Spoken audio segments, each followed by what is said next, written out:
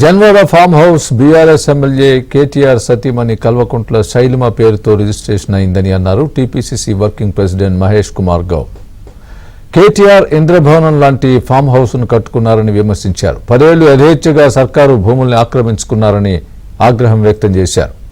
Janwada farm house ను ఓ private వ్యక్తిని భయపెట్టి లాక్కున్నారని ఆరోపించారు.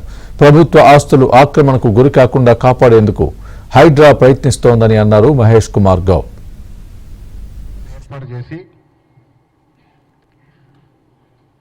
ప్రభుత్వ చేతుల్లోకి అక్రమంగా మారిపోయినటువంటి ప్రజల ప్రభుత్వ ఆస్తుల్ని తిరిగి చేపడుతున్న తరుణంలో హైడ్రాకి యావత్ రాష్ట్ర ప్రజానికం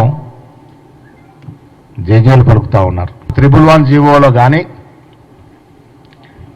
FTL పరిధిలో కానీ భూములు లేవనే మాట చెప్తా ఉన్నాడు. నీళ్లు ఉస్మాన్ సాగర్ కానీ అక్కడ తదితర ప్రాంతాల్లో చెరువులకు నీళ్లు రావాల్సినటువంటి నాలా ఏం నాలాది క్యాచ్మెంట్ ఏరియాలో ఫిరంగి నాలాని మొత్తం మూసేసి దాన్ని పూర్తి చేసి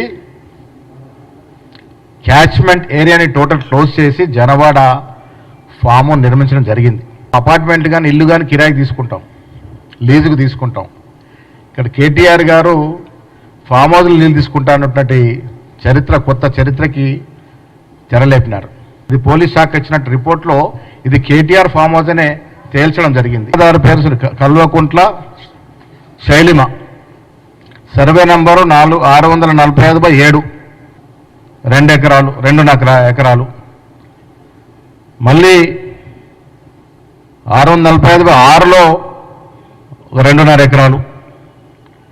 శైలిమ పేరు మీద దాదాపుగా ఎన్ని ఎకరాలున్నో మీకు ఇవన్నీ కూడా